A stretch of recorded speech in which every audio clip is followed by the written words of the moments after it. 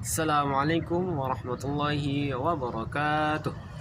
Perkenalkan, nama saya Lutfi Tamam. Saya mahasiswa di jurusan Pendidikan Bahasa Arab di kelas PBA 1. Di sini saya akan menjelaskan tentang mata kuliah Filsafat Ilmu di bab ketiga yang berjudul Perbandingan Ilmu dan Pengetahuan. Jadi kita mulai dari pengertian ilmu. Ilmu istilahnya berasal dari bahasa Arab, yaitu alima ya'lamu, yang berarti tahu atau mengetahui. Nah, secara istilah atau secara terminologi, ilmu dapat diartikan sebagai mengetahui secara hakiki. Maksudnya, ilmu adalah sesuatu yang kita ketahui dan telah dibuktikan kebenarannya. Makanya disebut sebagai mengetahui secara hakiki. Sedangkan pengetahuan adalah istilah yang digunakan untuk menggambarkan bahwa seseorang mengenal sesuatu. Atau pengetahuan ini juga bisa disebut sebagai suatu praduga, yang mana sesuatu yang diduga-duga dan belum diketahui kebenarannya. Nah, jadi ilmu dan pengetahuan itu apa? Ilmu pengetahuan dalam bahasa Inggris dikenal dengan istilah science. Sedangkan dalam bahasa Latin dikenal dengan scientia, yaitu mempelajari atau mengetahui, yang berasal dari akar kata sciere, yaitu mengetahui atau belajar.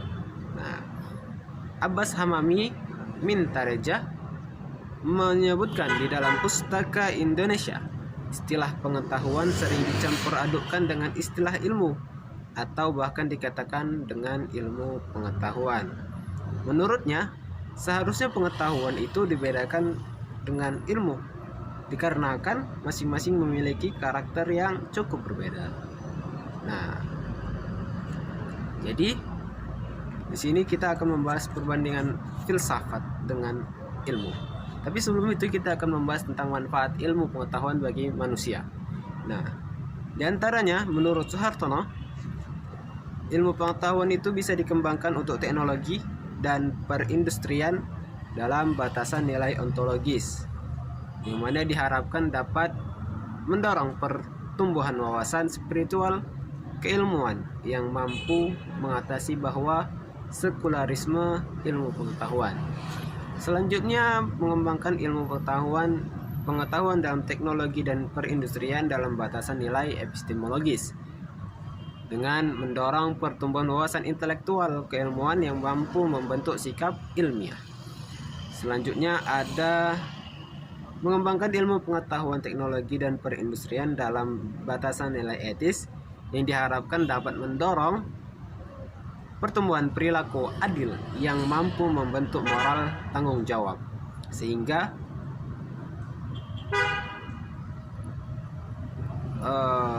dapat mewujudkan kelangsungan hidup yang adil dan keberkebudayaan. Ada juga di sini sebagai konsekuensi kehadiran filsafat ilmu pengetahuan dalam peran fungsionalnya, yaitu mendorong perguruan tinggi untuk kembali ke basis akademik, yaitu Tridharma. Nah, yang terakhir ada ilmu pengetahuan juga berguna dalam usaha menyingkap suatu kesatuan komprehensif di dalam hukum-hukum alam. Jadi itu adalah manfaat ilmu pengetahuan bagi manusia. Yang terakhir adalah perbandingan filsafat dan ilmu pengetahuan. Jadi di sini ada beberapa persamaan filsafat dan ilmu pengetahuan, juga perbedaannya. Salah satunya adalah ilmu dan filsafat itu sama-sama merupakan pengetahuan manusia. Yang membedakannya adalah filsafat merupakan induk ilmu pengetahuan, sedangkan ilmu yang mempunyai prinsip dan metode sedangkan ilmu pengetahuan tidak membahas tentang prinsip, metode, serta dalilnya. Nah, persamaan filsafat dan ilmu pengetahuan juga ada, yaitu sama-sama berpangkal pada akal manusia untuk mencapai suatu kebenarannya.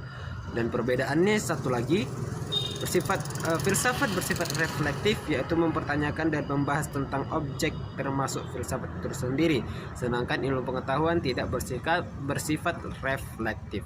Dan beberapa persamaan dan perbedaan yang lain yang membuat filsafat dan yang membandingkan filsafat dan ilmu pengetahuan. Intinya, filsafat dan ilmu pengetahuan ini adalah sama-sama suatu pengetahuan yang berasal dari akal dan pemikiran manusia. Yang membedakannya adalah filsafat itu mempertanyakan sesuatu, sedang bahkan tentang filsafat itu sendiri dipertanyakan, sedangkan ilmu pengetahuan tidak membahas atau tidak mempertanyakan secara menyeluruh.